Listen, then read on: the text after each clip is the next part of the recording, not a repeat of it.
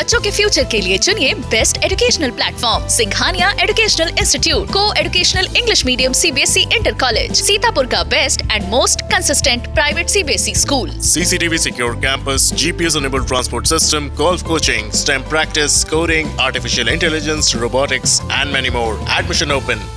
हमारे साथ मौजूद हैं एक ऐसे मेधावी जिन्होंने पीसीएस की परीक्षा में कामयाबी का ऐसा डंका बजाया जो अन्य प्रतियोगी छात्राओं के लिए प्रेरणादायी ही नहीं बल्कि उत्साहवर्धक भी है। जी हाँ, हम बात कर रहे हैं सृजन यादव की, जो कि सीतापुर के घूरामऊ बंगला की सकरी गलियों से निकले और पहले ही प्रयास में नायब तहसीलदार बनने में कामयाब हुए। हमारे साथ मौजूद हैं सृजन यादव। हम उन्हीं से बात करेंगे कि कैसे उन्होंने ये सफलता अर्जित की, क्या उनकी प्लानिंग रही और कैसे उनके मन में आया एक अधिकारी बनने का। तो सबसे पहले सृजन, आपको बहुत बहुत बधाई। आपसे जानना चाहेंगे कि जो ये सिविल सर्विसेज की तैयारी है, ये आप कब से कर रहे हैं और कब से आपने ठानी कि आपको सिविल सर्वेंट बनना है? जी 2020 की बात है, जब कोरोना शुरू हुआ था। उस टाइम मैं बेंगलोर में जॉब कर रहा था। स्टार्टिंग ही हुई थी जॉब की, तो मैं घर आ गया, वर्क फ्रॉम होम चल रहा था। लेकिन मेरे दिमाग में ऐसा था कि मुझे सिविल सर्विस की तैयारी ज़रूर करनी है। तो मैंने 2020 में ही घर से ही सिविल सर्विस की तैयारी चालू की और फिर उसके बाद जो ये मेरा पहला अटैम्प्ट था, पहला इंटरव्यू था, उसी बेसिस पे मुझे ये 34th रैंक हासिल हुई नायब तहसीलदार के पद पे। जी, जानना चाहेंगे कि आजकल जो बच्चे हैं वो कोचिंग पे ज़्यादा विश्वास रखते हैं बजाय सेल्फ स्टडी के। उन्हें लगता है कि कोचिंग से हमें ज़्यादा मदद की। आप क्या मानते हैं, कोचिंग ज़रूरी है क्या सिविल सर्वेंट बनने के लिए या सिविल सर्विसेज की तैयारी के लिए? जी, ये डिपेंड करता है हर इंसान के ऊपर कि उसको पढ़ाई कैसे समझ में आती है। जैसे अगर मेरी बात करें तो मैं किताबों से पढ़ के ज़्यादा अच्छी तरह समझ पाता हूँ। वैसे कुछ लोग ऐसे होते हैं जो टीचर के पढ़ाने पे समझते हैं। तो ये पर्सन टू पर्सन डिपेंड करता है। लेकिन कोचिंग का सिर्फ 20% ही रोल हो सकता है, 80% तो मेहनत हमेशा विद्यार्थी की रहेगी हमेशा के लिए। अभी आप नायब तहसीलदार बने हैं, आपने 34वीं रैंक अर्जित की है। आगे क्या बनना चाहते हैं? अभी कोई और माइलस्टोन है जिसे आप अर्जित करना चाहेंगे? जी, माइलस्टोन तो हमेशा सबसे ऊपर पहुंचने का ही होता है, तो वही मेरा भी माइलस्टोन है।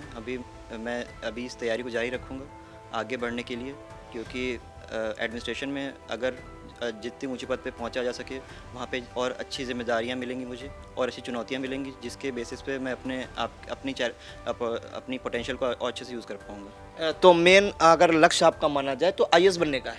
जी बिल्कुल। तो तैयारी आपकी जारी है आईएएस के लिए? जी बिल्कुल, तैयारी बिल्कुल जारी है मेरी आईएएस बनने की, उसी का ही लक्ष्य है मेरा।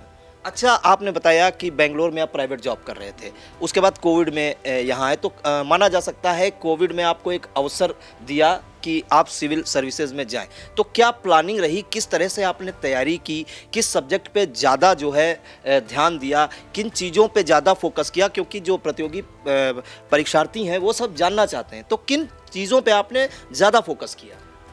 किसी भी परीक्षा के दो सबसे मूल होते हैं, एक होता है सिलेबस और दूसरे होते हैं उसके प्रीवियस ईयर क्वेश्चन पेपर्स। तो सबसे पहले मैंने सिलेबस को लिया, उसके हर एक टॉपिक पे जितनी भी किताबें बन रही थी, मैंने टॉपर्स के भी वीडियोस देखे थे, उनसे मैंने जितनी भी राय ली, जो भी बुक लिस्ट बनी मैंने वो इकट्ठी कर ली और मैंने हर टॉपिक के लिए एक बुक ले ली, जिसको मैंने बार बार पढ़ा, उसके नोट्स बना लिए मैंने। उसके बाद मैंने प्रीलिम्स के लिए, जब मेरा प्रीलिम्स निकल गया, उसके बाद मैंने मेंस के लिए अपने हैंड रिटन नोट्स जो थे उनको बार बार रिवाइज़ किया और उसी बेसिस पे मेरा ये सिलेक्शन हो पाया। इसके अलावा आजकल मोबाइल की दुनिया है, इंटरनेट का युग है, कई बच्चे यूट्यूब से तैयारी करते हैं। आप यूट्यूब को पढ़ाई में कहाँ तक सहायक मानते हैं? मैं पर्टिकुलरली यूट्यूब को नहीं, पर मैं पूरा इंटरनेट को अगर बोलूँ तो शायद मेरी पढ़ाई में 95% रोल इंटरनेट का ही रहा है, क्योंकि मैं स्टार्टिंग में अपने सारे नोट्स, मेरे 100% नोट्स ऑनलाइन बनाता था। मैंने जब परीक्षा बहुत पास आ गई तो मैंने कुछ अपने 20% नोट्स को हैंड रिटन लिखा था, बाकी मेरे जो पूरी तैयारी रही है वो मेरी 95% ऑनलाइन ही रही है। तो यही था। देखा जाए तो आजकल जो यूथ है बड़े शहरों की चकाचौंध में खो जाती है। आप बेंगलोर गए, मतलब इंडिया का बेहतरीन शहर कहा जाएगा, जिसके मतलब टेक्नोलॉजी के मामले में टॉप पे है बेंगलोर। आप पे वो जो बड़े शहरों की चकाचौंध है वो नहीं हावी हुई, उनके लिए क्या मैसेज देना चाहेंगे जो टीनेजर्स वहाँ जाके खो जाते हैं, अपने लक्ष्य से भटक जाते हैं? ये तभी होता है जब आपको दिमाग में कोई टारगेट फिक्स ना हो, तभी आप अपने लक्ष्य भटक सकते हैं। लेकिन अगर आपके दिमाग में एक टारगेट फिक्स है कि आपको क्या करना है, तो ऐसा होता नहीं है आमतौर पे कि लोग अपने लक्ष्य भटक जाएँ। सब लोग अपना अपना, जैसे मेरी जब जॉब लगी थी तो मैं अपनी हायर स्टडीज़ की तैयारी कर रहा था, मैं इसरो की तैयारी कर रहा था। लेकिन उसके बाद मेरा रुझान थोड़ा सिविल सर्विस से ज़्यादा बढ़ गया, तो मैंने सोचा कि एक रिस्क लिया जाए, क्योंकि वो कहते हैं ना कि अगर कोई रिस्क नहीं लोगे तो शायद वो सबसे बड़ा रिस्क हो जाएगा लाइफ में। तो मैंने फिर उसी बेसिस पे जाके अपना जॉब छोड़ी और मैंने अपनी तैयारी फिर चालू कर दी वहीं से। एक आप इसरो में साइंटिस्ट बनना चाहते थे, इंडियन स्पेस रिसर्च ऑर्गेनाइजेशन में, तो साइंटिस्ट से आपको अचानक से रुझान सिविल सर्विसेज की ओर कैसे रहा? किसी से मोटिवेशन मिली या खुद से आपने ये डिफाइन किया कि हमें सिविल सर्विसेज में जाना है? जी, मोटिवेशन तो मुझे कहीं से नहीं मिला, लेकिन एक नज़रिया बदलता है जैसे हम लोग अपने करियर में आगे बढ़ते हैं। तो हमारे कॉलेज में एक एनजीओ था गूंज, उसमें जो काफ़ी स्पेशली डिसेबल्ड बच्चे होते हैं उनकी जाके मदद की जाती थी। तो वहाँ से मुझे पता चला कि शायद मैं इस फील्ड में आके समाज की तरफ ज़्यादा कंट्रीब्यूट कर पाऊँगा। तो फिर मैंने इसी तरफ आने का चुना। जी बिल्कुल। अच्छा, शुरुआती पढ़ाई के बारे में बताएंगे? शुरुआती शिक्षा दीक्षा कहाँ हुई, फिर उसके बाद कहाँ से तैयारी की और कहाँ पहुँचे? जी, मेरी जो नर्सरी से लेकर 12th तक की शिक्षा मेरी sacred heart inter college Sitapur से यहीं से हुई है। उसके बाद मैंने अपना इंजीनियरिंग बीटेक किया है Siddaganga institute of technology Tumkur Bangalore से, कर्नाटका से। उसके बाद फिर मैंने 6 महीने इंटर्नशिप की, और इंटर्नशिप के दौरान ही मुझे रियलाइज़ हो गया कि शायद मुझे सिविल सर्विस की तैयारी करनी चाहिए। तो मैंने वहाँ से अपनी सारी पढ़ाई इधर ही शिफ्ट कर दी। तो दूसरे जो बच्चे हैं, अन्य प्रतियोगी परीक्षाओं के जो तैयारी कर रहे हैं या सिविल सर्विसेज की तैयारी कर रहे हैं, उन्हें आपकी तरफ से क्या संदेश देना चाहेंगे आई इंडिया के माध्यम से? जी, अपने ऊपर विश्वास रखिए, क्योंकि परीक्षा का रिज़ल्ट ज़रूरी नहीं होता है कि आपके हाथ में ही हो। कुछ लोगों को सफलता पहले मिल जाती है, कुछ लोगों को सफलता बाद में मिलती है। लेकिन ये परीक्षा संघर्ष की परीक्षा है, जिसमें परसिस्टेंस और परसिवरेंस की बहुत ज़्यादा ज़रूरत होती है। तो अपना सेल्फ बिलीफ को कायम रखते हुए मेहनत करते रहें तो इसमें सफलता ज़रूर मिलेगी। इसके अलावा आपकी छोटी बहन भी हैं, वो क्या कर रही हैं और उनके लिए क्या आप पढ़ाई में उनको क्या कोई आपसे मतलब इंस्पायर हुई हैं कि उन्हें भी सिविल सर्विसेज में जाना है? जी, अभी तो ऐसा कुछ नहीं हुआ है, लेकिन वो अभी इलाहाबाद से मेडिकल की पढ़ाई पूरी कर रही हैं। वो अपने 4th ईयर में हैं। तो अब ये तो पर्सन के ऊपर डिपेंड करता है कि उसको आगे क्या करना है। तो अगर वो इस फील्ड में आना चाहेंगे तो ज़रूर मेरी गाइडेंस उनको रहेगी हमेशा के लिए। जी बिल्कुल। अब हमारे साथ जो है सृजन के पिताजी शैलेंद्र यादव, जो कि पूर्व डीजीसी थे राजस्व विभाग में, हम उनसे बात करेंगे कि उनके बेटे ने पहले ही प्रयास में नायब तहसीलदार बनने में कामयाबी हासिल की। कैसा महसूस हो रहा है और वो क्या दूसरे बच्चों को संदेश देना चाहते हैं, एक पिता होने के नाते आज गर्व महसूस कर रहे हैं। तो शैलेंद्र जी, आपको बहुत बहुत बधाई पहले तो। और आपके बेटे ने पहली बार में नायब तहसीलदार बने हैं, क्या उसको कहना चाहिए? धन्यवाद आप सभी लोगों को। किसी का भी बेटा अगर जो आगे बढ़ता है तो पिता को खुशी होती है, वो खुशी हम लोगों को भी है। इनकी शुरू से ये इच्छा थी, 4th ईयर से इन्होंने अपना ऑप्शनल सब्जेक्ट ज्योग्राफी तय कर लिया था और उसकी पढ़ाई इन्होंने शुरू कर दी थी। यहाँ आने के बाद हम लोगों की कई बार बातचीत हुई, तो हमने तो इनसे यही कहा कि भाई आप एमटेक और MBA करना चाहें तो करें, लेकिन इन्होंने कहा नहीं पापा, बंद कमरे की नौकरी नहीं हमें पसंद है, अगर जो जनता की सेवा कर सकेंगे तो बड़ा अच्छा रहेगा। तो हम सब लोगों की राय बनी और इन्होंने अपनी तैयारी शुरू की। यहीं घर पर ही रह कर के इन्होंने अपनी तैयारी की है।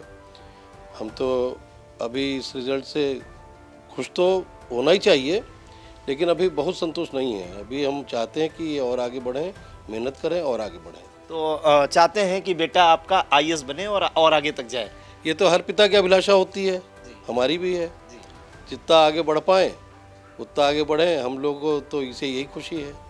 और इस खुशी में अब इनकी बहन का भी ठीक ठाक है, वो भी धीरे धीरे मोटिवेट हुई है और उसके मन में भी ये है कि पापा हमारी BMS पूरा हो जाए तो फिर हम भी सिविल सर्विस से तैयारी करेंगे। जी, कई गार्जियन ऐसे होते हैं, अधिकतर मुख्यतः देखा भी जाता है कि बच्चों से अपेक्षा करते हैं कि डॉक्टर बने या इंजीनियर बने या साइंटिस्ट बने या किसी अन्य फील्ड पे जाए, मेडिकल फील्ड में जाए। आपने कभी प्रेशर बनाया बेटे के कि इस फील्ड में जाए या स्वेच्छा से जिसमें वो जाना चाहता है? हमारा तो ये कहना है कि हमें बच्चे की कैपेबिलिटी और उसकी इच्छा शक्ति इस पर ध्यान देना चाहिए। किसी बच्चे पर दबाव बनाकर किसी बच्चे को किसी पद के योग्य बना पाना बड़ा कठिन काम है। जब तक बच्चे में खुद आत्मविश्वास नहीं होगा और उसमें समर्पण की भावना नहीं होगी तब तक वो आगे नहीं बढ़ सकता। तो हमारा तो यही रहा, और शुरू से जब जब ये लोग बच्चे कोटा में भी रहे और अपनी अपनी तैयारियां इन लोगों ने की, दोनों बच्चों ने, तो हमने कभी इन लोगों से पढ़ाई के बारे में नहीं पूछा। हमें हमेशा ही चिंता रहती ठीक से ये लोग खा पी रहे हैं कि नहीं खा पी रहे हैं। बस यही है, अपनी मेहनत इन लोगों की है, इनका अपना आत्मविश्वास था। एक अच्छा पैकेज छोड़ करके ये इधर आए थे, तैयारी कर रहे थे, तो कभी कभी मन में डर भी लगता था कि न सफलता मिली, क्योंकि तो कंपटीशन है, बड़ा कंपटीशन है, क्या होगा क्या नहीं होगा। लेकिन बच्चे का कॉन्फिडेंस उसके काम आया, एक सीढ़ी आगे बढ़े हैं। हम तो यही चाहेंगे कि अभी एक सीढ़ी और आगे बढ़ें तो और अच्छा हो जाए। जी बिल्कुल। तो पिता शैलेंद्र यादव, उनका कहना है कि बच्चे पे किसी भी प्रकार का प्रेशर नहीं बनाना चाहिए, उसे अपनी कैपेबिलिटी के हिसाब से जो है आगे बढ़ने देना चाहिए, क्योंकि मोटा पैकेज छोड़कर आए और सिविल सर्विसेज की तैयारी की और पहले ही प्रयास में सफलता अर्जित कर अपने माता पिता का नाम प्रदेश स्तर पर गौरवान्वित किया। हमारे साथ सृजन की माता जी हैं, उनसे जानना चाहेंगे अपनी सफलता, अपने बेटे की सफलता पर कैसा महसूस कर रही हैं? हमें बहुत खुशी हुई, क्योंकि हम तो बचपन से ही जानते थे बच्चे हमारे दोनों बहुत अच्छे पढ़ने में, क्योंकि हर चीज़ का इनको रूटीन बचपन से हमने दिया है कि खेलने का और खाने का और पढ़ाई का एक समय हमने बांध रखा था। और समझिए 11-11 बजे रात तक इन लोगों की पढ़ाई जारी रहती थी। और ये है कि बाकी बच्चों पे मेहनत होता है, बच्चा कैसा निकलेगा, बाकी माँ बाप का है कि अब सपोर्ट बन के खड़े रहते हैं। और यही हमारी शुरू से इच्छा रही कि हम उनके साथ खड़े हैं और बच्चे हमारे आगे जो इच्छा वो करते हैं, हम पीछे खड़े उनके साथ। शुरू से यही हमारा रहा। जी बिल्कुल। क्या कहना चाहेंगी, दूसरी माताओं को क्या संदेश देना चाहेंगी? यही कहना चाहेंगे कि जैसे कोई माता पिता ज़्यादा फोर्स करते नहीं, बच्चा जो हम चाहें वो बच्चा बने, ऐसा नहीं होना चाहिए, क्योंकि बच्चों पे प्रेशर पड़ता है। बच्चे को खुशी देखनी चाहिए कि बच्चा हमारा क्या चाहता है, उसके सपोर्ट के हिसाब से माँ बाप को भी चलना चाहिए। बस हमारी यही, हर माँ बाप से यही हमारी मतलब कामना है कि बच्चे की फीलिंग को समझे, उनको आगे बढ़ने की प्रेरणा दे, यही बच्चे आगे बढ़ेंगे।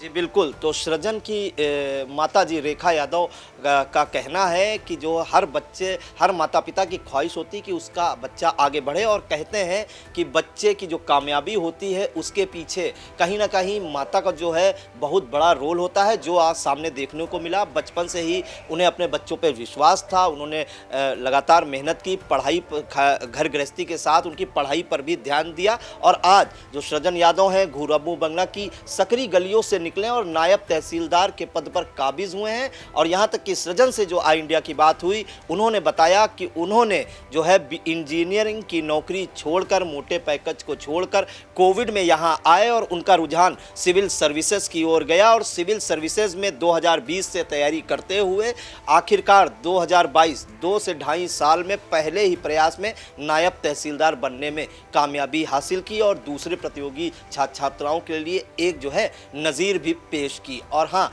उनका ये भी मानना है कि सबसे अगर ज़्यादा ज़रूरी है तो सेल्फ स्टडी है, कोचिंग।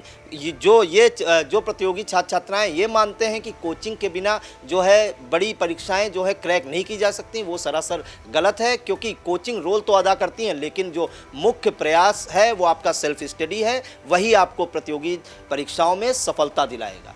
तो आई इंडिया के लिए कैमरा पर्सन सिद्धांत पांडे के साथ प्रियांशु मिश्रा।